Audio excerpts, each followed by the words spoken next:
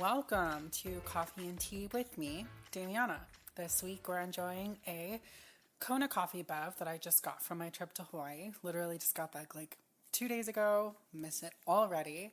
I sort of get that urge like every time I go somewhere that I do that thing where I'm like, oh my god, should I move here? And then, but I get like super chaotic about it. I've moved like every year since I was 18. So every time I go somewhere, I do this thing where I like imagine myself living in that area and like being an islander. I'm part Filipino. Being on that island sort of like really felt like home in a way. And I grew up in Japan, and Hawaii has like a huge Japanese influence. So going to the stores and like seeing all the things that I ate when I was little was kind of really satisfying, and also kind of works out because I sort of lost my ability to speak Japanese as well as I used to. So it's kind of nice to go there and like speak English and speak Japanese when I want to. Like, super great. Anyway, I love enjoying my little favorite snacks, but that's not about this. I didn't mean to talk about my trip to Hawaii. Editor Damiana here. You literally intended to talk about Hawaii. That's literally on your outline for this episode. Anyway, back to it.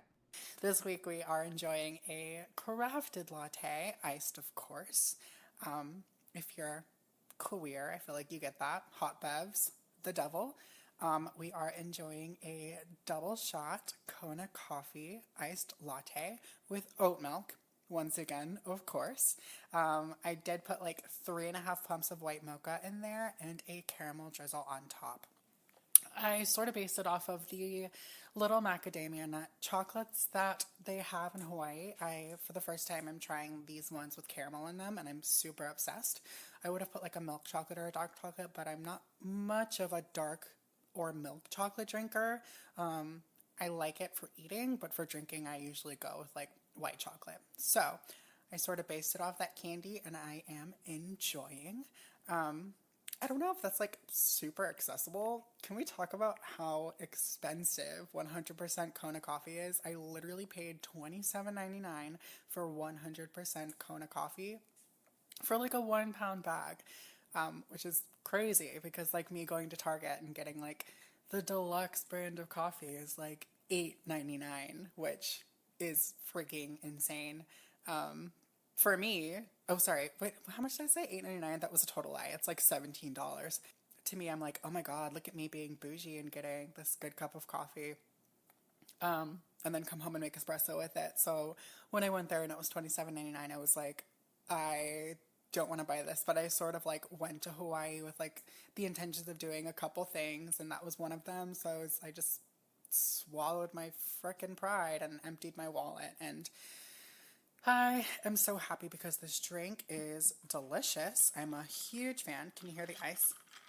Do you hear the ice? That's just like a little ASMR moment so that you guys know that I'm actually drinking a bev. This is me working out how I'm going to do these episodes. I do want to do a themed coffee drink, maybe themed.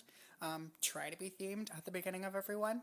For those of you who don't know, I'm sort of like a coffee person. I started doing coffee when I was 19. I moved to America and sort of found this little pastry job and slipped into like Cuban coffee, and I've been addicted ever since. I worked for Starbucks for a long time, as like every coffee person does, or like doesn't, but you know, you work for some coffee corporation. If you're lucky, you start small.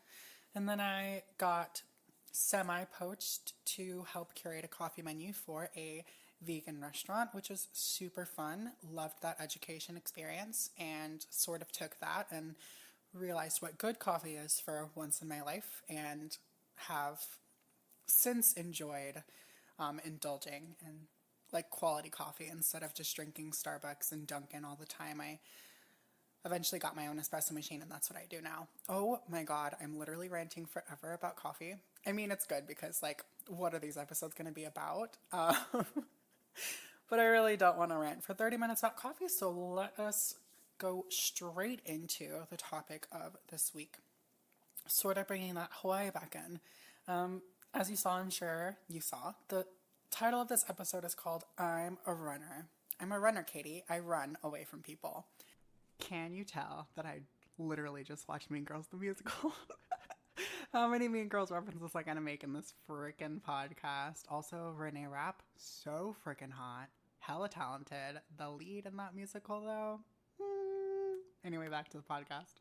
Like I said, when I was 18, I moved to America from Japan all by myself because I felt like I needed change, and I sort of like had that independence. I'm an only child and I'm an Aquarius, so we strive for independence. And I was like, I'm going to go to America and do this by myself. So I moved to Florida, of all places, because my best friend from Japan was living in Florida and I didn't want to be like alone. So I moved there so that I would have her near me at all times, which is fantastic. And that is the start of my run. Growing up in the military, I moved every 3 years, but I have successfully moved probably like once every year since I was 18, whether it be from like city to different city or state to completely different state. I've yet to move out of the country again. Not taking that out of the cards for me because I am super in love with London. And I would love to go to Australia, and I'm sure when I go to Australia, I'll get that islander vibe and want to move there too. But I haven't been, and so I'm not claiming that yet. Who knows? I hear it's expensive there, but the people there are freaking beautiful, so I'm sure that I'll love that just as much. Sort of talking about running. When I was in Hawaii, like I said, islander vibes, fantastic. It was super fun. I sort of lived like a little dream life for a couple days. We went and like we're getting food. I had like poke on the beach, which was fantastic. And then we went and like saw Jurassic Park.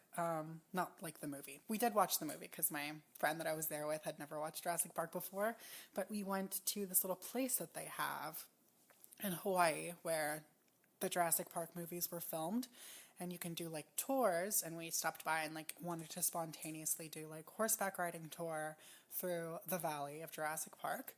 And when we got there, it was so windy that they canceled the horse tours for the day, so that sucked. But it was kind of nice just to walk around and see like the area outside of like where the visitor center and stuff is. Obviously, we couldn't like do anything because we didn't want to take like a bus tour to go anywhere because this is my last day in Hawaii anyway. So I had to be at the airport later that night, and we didn't want to like potentially spend like 3 to 4 hours there, just waiting on like 30 tourists to get their crap together while we were like waiting to move on to the next place. But like the beauty of that area is like all of freaking Hawaii. Like if you watch Jurassic Park and you're like, wow, this is like so flourishing and stuff like that, and you're like, wow, I wish I could see that. Hello, you can see that. It's totally real. It's all in Hawaii. I'm sure some of those plants were like planted to be from like the Triassic or Jurassic period or whatever. Being there and walking around is literally like being in Jurassic Park, and that was like one of my favorite movies when I was a kid. So kind of immersing myself in that, I was like, yo, I could like move here and live my childhood dream, which was cute. What else did we do? I ate a lot of food there. Like we went and got curry, which is fantastic, from this place called Coco's Curry, which if you've ever been to Japan, you know that Coco's Curry is like a chain there. It's so delicious. Japanese curry is like some of my favorite. We went to Matsumoto's, of course, which is like a huge shaved ice place in the North Shore in Hawaii on Oahu. Can you hear how nervous I am to mess up any of these names and get dragged for it? Please, please, please, please don't drag me for something. I love your island and I want to live there respectfully and respect your island and live there and enjoy the beauty. Also, are these cutaways weird or do we like them? Which I went to quite a bit growing up because like the jump from excuse me, my little burpee. My jump from or the jump from Japan to Hawaii is like kind of short, and we could take these like little free flights being in the military. So we went quite a few times, and Matsumoto's was like one of my faves. We did go to this little local place that my friend Keiki Lonnie took me to, but I didn't remember what it was. I should have like messaged her and asked, but it was like in the moment, and we were getting Matsumoto's and enjoying, and it was fantastic. I also got a lot of candy, of course, because Lihing Moy Don't drag me. candy is freaking fire. I think Lihing Moy is like plum, like pickled plum. I could be totally wrong, but I think that's what it is. So they have like a lihimoy powder that they put on like rainbow belts, which is my favorite. So I love like the rainbow belt lihimoy, and that was so good. I had these things called manapua, I think, which is like in the Philippines and Japan we call it siopao. It's like these little buns with meat on the inside of them that are steamed. So freaking good. I could go on and literally on about the food because my life is literally driven by food. It makes me so happy. But like all of my good food there made me like really reminisce of my childhood, and that like really made me want to move there even more. On top of the fact that like, hello, I've always wanted to move. I've been wanting to move to like new cities every few years. I literally just moved back to Florida like not that long ago. Actually, it was like a little over a year ago, but I was a flight attendant for most of my time here, so I didn't really get to like experience living in Florida actually until like October. So it really hasn't been long enough for me to really start considering moving to other places. And I have like a study life, and that's what I wanted for myself. So why am I like always looking to uproot myself? I don't know if anybody else is like that. Like, I know it's like normal for people to want to stay somewhere for a while, but for me, when I'm there for like a year, I think it's like ingrained in my soul to be like, all right, I've been here for a year, time to go somewhere else. I think like new experiences like really drives crap for me. And it's funny because I crave like the stagnant lifestyle a little bit. Like I'm like, oh, I'm gonna make these friends and have like lifelong friends, which I do have lifelong friends, but I think that's like the military person brat kid in me that like when you meet friends and you click, you know that you'll be in each other's lives for a long time, and it's sort of like a long distance relationship sort of thing. And then every once in a while you meet up with each other and it's like no time has passed. And so I have those lifelong friends, but like these people who have been friends with people since like fourth grade and like have seen them every day, I will never experience that. But like kind of cosplaying that lifestyle is like appealing to me. So I've been cosplaying that lifestyle for periods of like a year and a half. And then I switched to a different city, and then sometimes I move back to a city. Like I moved back to Virginia a couple times where I got to like cosplay that lifestyle of knowing people for like years and years on end. But we had like year gaps where I dipped and had like a totally completely different life, and then came back and lived my quote unquote old life with like new upgrades. One of the huge upgrades, oh my God, for me moving back to Virginia, I literally lived in Virginia for a year and a half to 2 years as a boy, left, came back as a whole trans person. That was hilarious. Loved that so much. I have an outline here. I really thought I wouldn't be talking this much. It's like when you find out that you can talk to yourself for an uncomfortable amount of time without feeling awkward. I feel like that might be mental illness. No? Yes. Yes, that's mental illness. I mean, talking about living in Florida too, another, not to like be a downer on the whole freaking podcast right now. Let me take a sip before I go into all this crap. God, let me know if you hate that ASMR, mama, because I can take that out with a swiftness. But moving to Florida, as we all know, 2024 election year, things are getting pretty scary, as they have gotten scary in the last year. All of my queer friends who are even a little bit familiar with the South or looking at like what's going on down here, I sort of had like a scare back in December.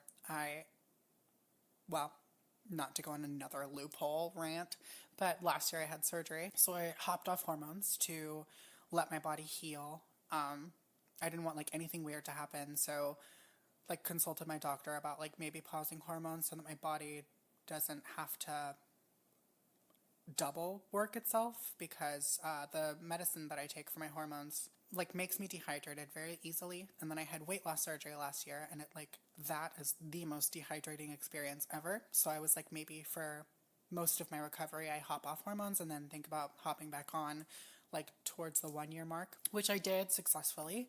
But in December, I had planned on getting back on hormones for my birthday in January, which was going to be no problem for me, whatever.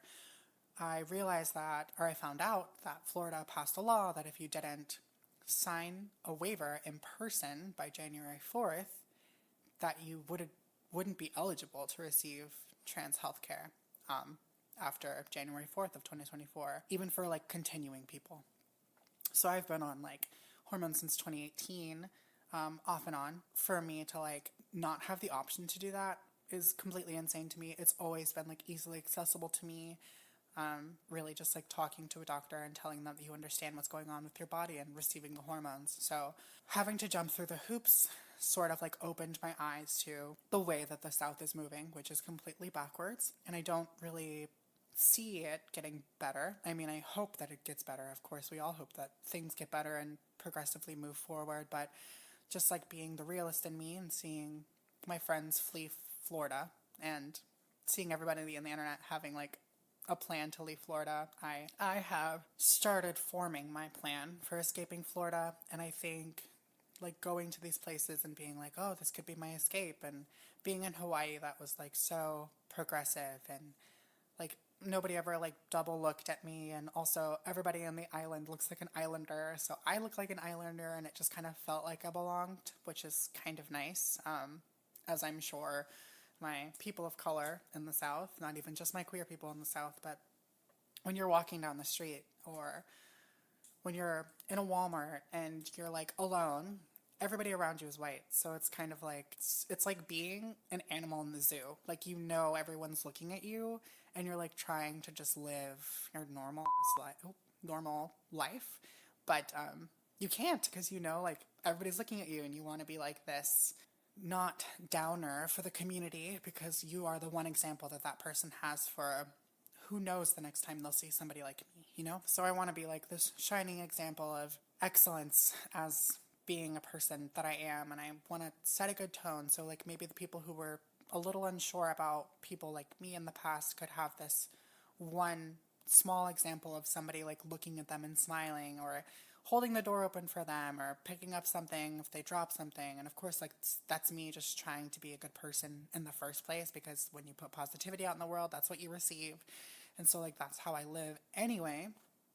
But it comes with this whole added factor of like, God, everyone's looking at me, and it's like pressure. Like I can't even imagine what it's like to be like shot into fame and having that for the first time in your life, added to like being shot into fame and being a person of color, or being shot into fame and being a trans person, or like a super out and proud queer person. And it's just something totally different that nobody's ever looked at before. And like now everyone's looking at you, and you have to be this like shining example of what the community is, and like the community is depending on you to be like that. And like nobody's asking you to do that, but that's just kind of how it is. And like I'm not saying that I'm some super famous person, but being like the person in my neighborhood, or like in my town, in my city, like people see me and they're like, oh God, one of those. And I don't want to be like this disgustingly like mean, nasty person, because that's what they're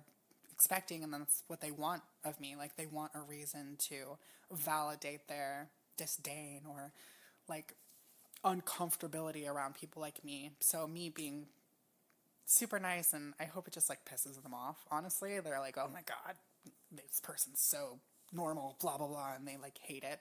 But I mean, at the end of the freaking day, like hopefully it's making them look inward and being like, oh, what the heck am I doing with my life that I am blah blah blah. But we all know that they aren't thinking that deep. Unfortunately, I am. They are thinking deep enough to freaking get brave enough to be ruder and ruder, it seems. And like I left the airline industry to work even more customer service, like face to face with actual customers type deal. And like dealing with customers on a day-to-day basis really like opens my eyes to how brave people are, especially since COVID, to like say things that were not freaking even remotely okay to say like back in the day. And like being on a plane, it's sort of like a bubble. So like you're literally on a plane, they have nowhere to escape, and they're like less likely to say something crazy. But I feel like every day in a customer service environment and like a retail environment, somebody is saying something so out of park. The term is out of pocket. Genius. Like hearing people call people open slurs because they don't know that that word is a slur blows my mind. Like, how are you so accustomed to living a certain lifestyle that you don't even understand like the R word as a bad thing, or like the M word and preferring to somebody who may be a little shorter than the average person is a bad thing, or saying words like colored when referring to people of color. That's not okay. And like they have never been conditioned to know that that's a bad thing. And I really appreciate the people who take it and listen and think like, oh God, maybe this isn't okay and I should listen to this person, instead of like fight me over, well, I've been saying it my whole life and blah, blah, blah. I'm not going to change now. Every once in a while, there's somebody who's like, oh God, is that not okay? Like, let me not say that anymore. And I really appreciate those people. Oh my God, not this being hella deep for first episode. Whoops, my bad. Anyway, back to moving. I'm a runner, so we don't have to talk about racism all the time. Potentially moving to Hawaii, changing my name, getting a podcast studio on the beach. Aloha. Oh my God, I'm so sorry. Just kidding, but I mean, honestly, dreams. Who is James? Can you imagine just like being on the beach, or like having a huge window facing the beach and just podcasting every week, and like that supporting you, and like just frickin' catching waves and eating poke on the beach in the meantime? What a frickin' dream. Oh, I said dreams.